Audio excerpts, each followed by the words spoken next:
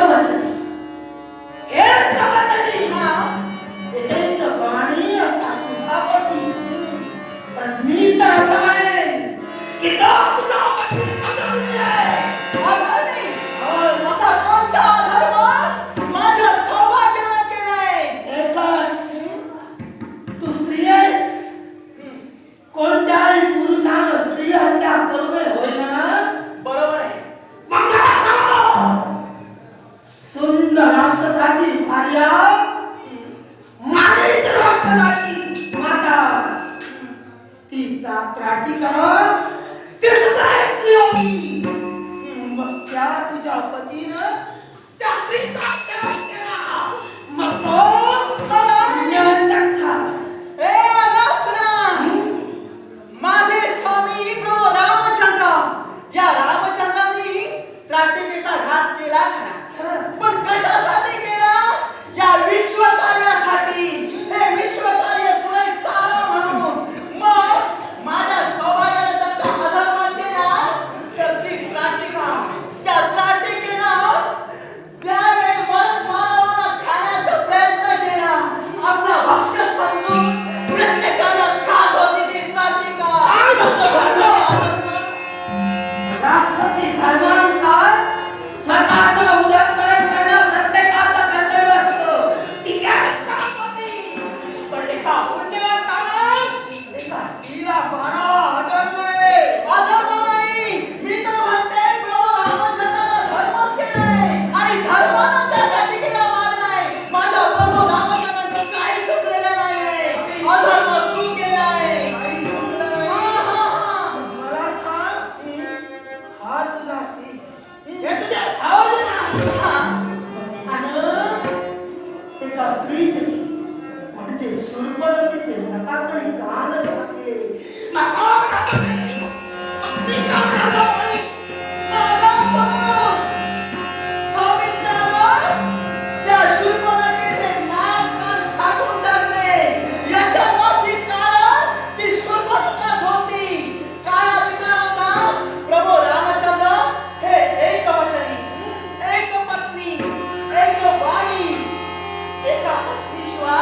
दुसऱ्या कुणाचा विचार आपल्या आयुष्यात आपल्या जीवनात केला नाही. मग त्या शूर्पणखाला काय अधिकार होता? लग्नासाठी मी उद्यमी झाले. स्त्री सुलभ भावनेनं तिने मागणी केली. मग तिचा काळ चूक झाली तिची. स्वतःची इच्छा पूर्ण करण्यासाठी त्या माणसाला लग्न करायचं होतं. मग मी म्हणते, ज्या अर्थी तिला नकार दिला होता ना, त्या अर्थी तिला समजायला नको हवं होतं. मनुष्य काय बळजबरी करत होती ती शूर्पणखा. ती केली. पण एका पुरुषाने एका स्त्रीची विटंबना केली. हा अधर्म. अधर्म.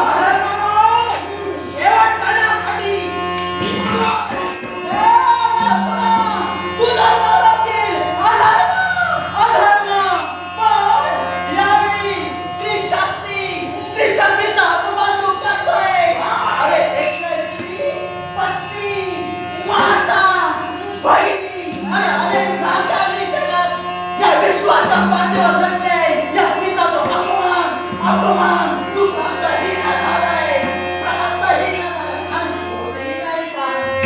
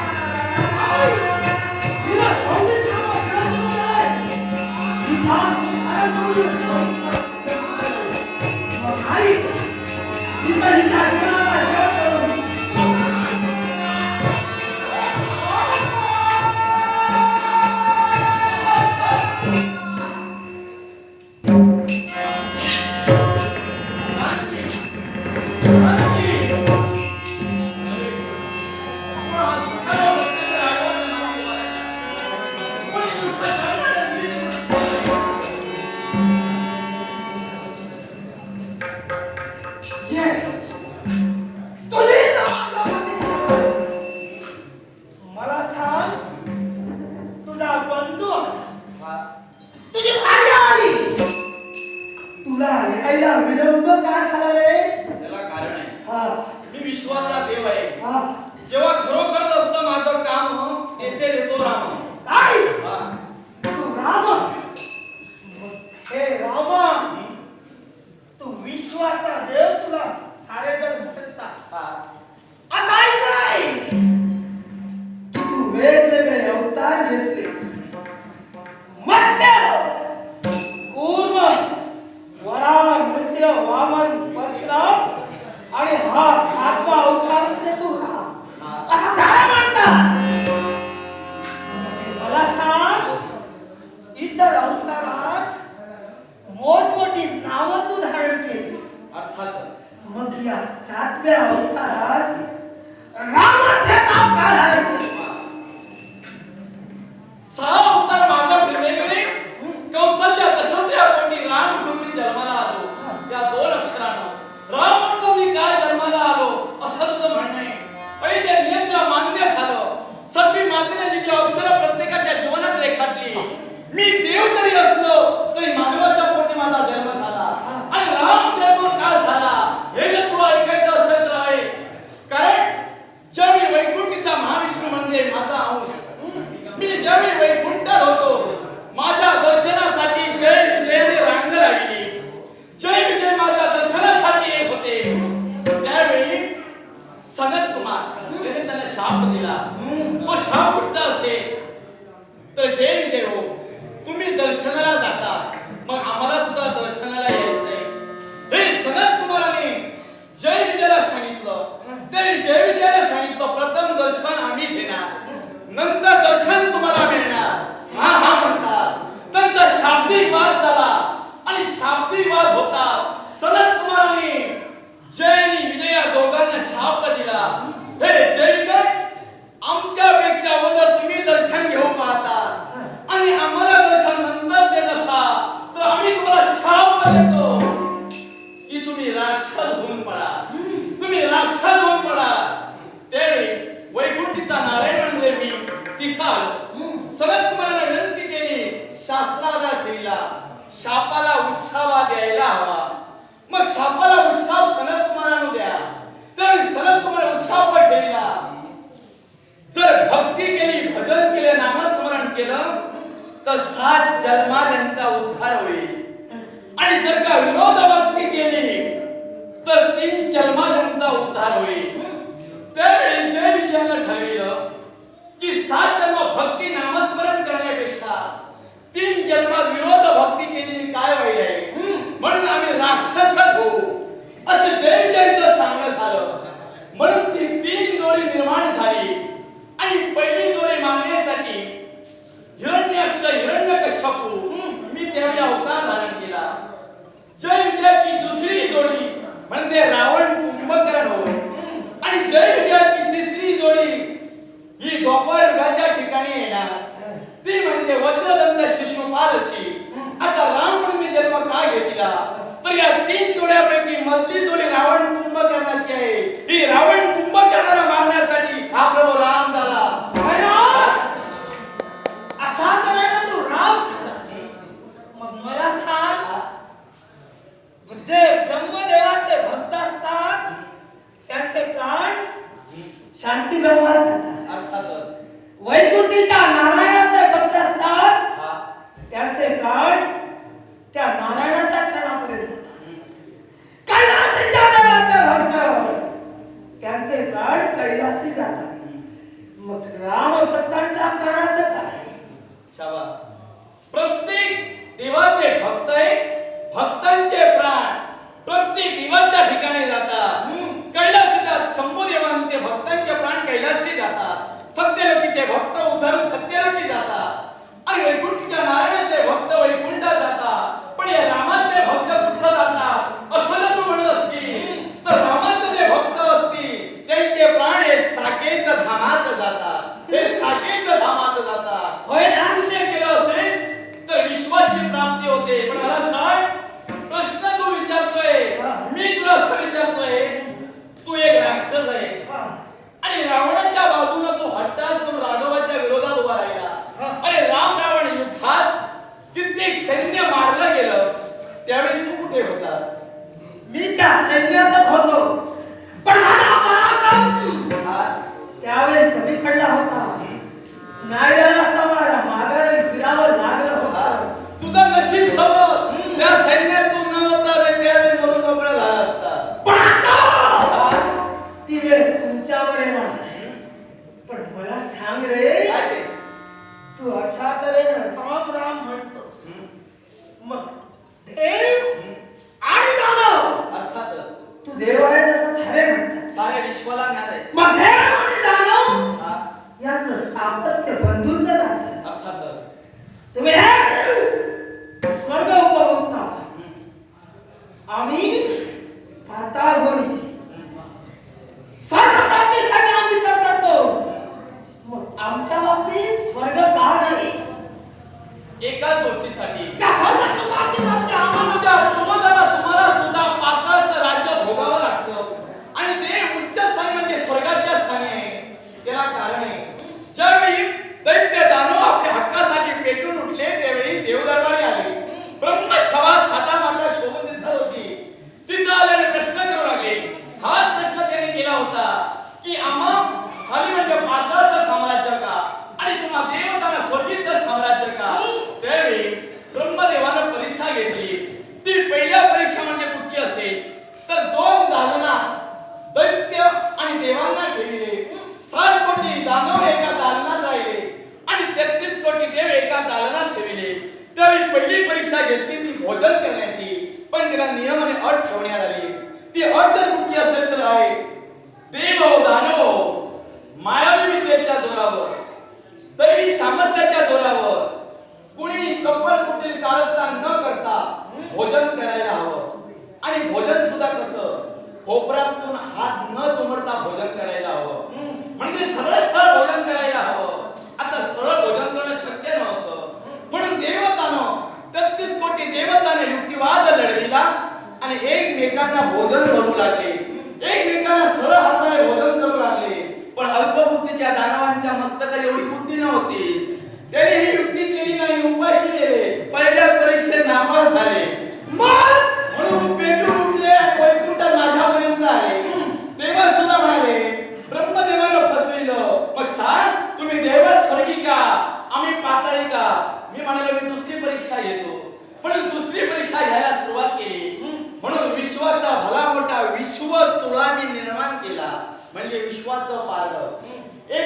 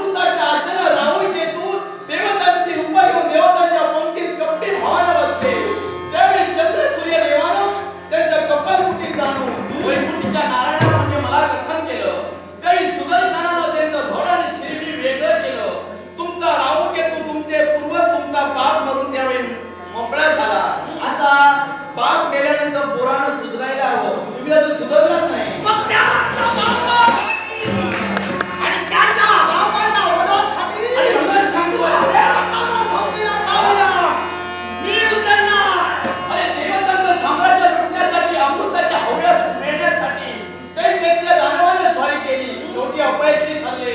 म्हणून मी तुला सांगतोय या रावणाचं हे पूर्व वैमनस्य बाजूला ठेव आणि राम सेवेतला जय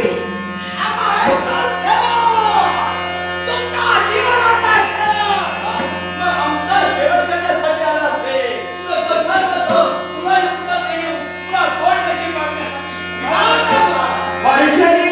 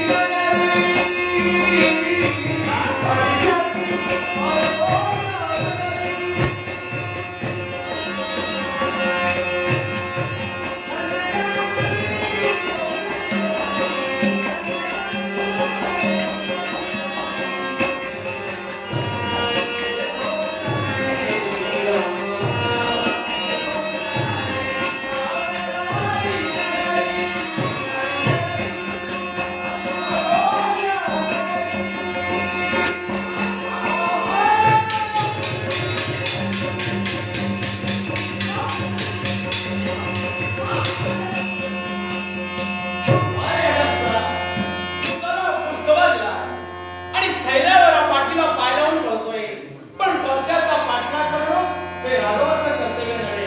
तेव्हा मी तुला इथं ठार मारू शकलो असतो पण विधीचं विधान सगळी मातेचे अक्षर फोडण्याचा अधिकार या राघवाला नाही. म्हणून तुझा शेवट होणार आहे आणि ज्या पद्धतीने मला करायचं आहे तो क्षण लवकरच मी जवळ आणणार आहे. लवकरच जवळ आणणार आहे.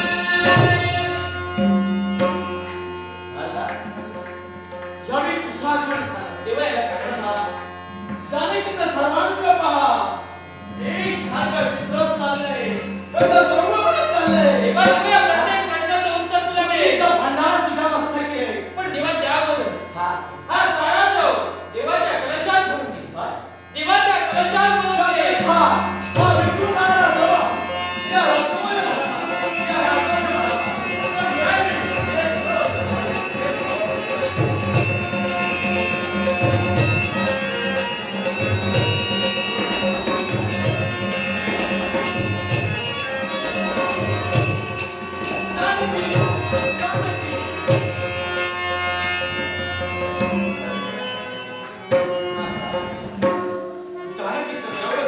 आणि तुमच्या सांगण्यावरून या कलशात मी हे दिलं. मग देवा ऐक. अरे ज्यावेळी सीतामाई आणि सौमित्र या शरयू नदीच्या काठी पूजनासाठी आले तेव्हा या अध्यासुराने या जलातून प्रवेश करून सौमित्राला बुद्धिमान करण्यासाठी तो तत्पर झाला. तेव्हा कारण आहे अगासुरा उन्मत्त झालाय आणि त्याचा शेवट व्हायला हवा म्हणून सारं नाट्य मीच घडवितोय. म्हणून दुःखाला यावेळी आवर घालणार आहे.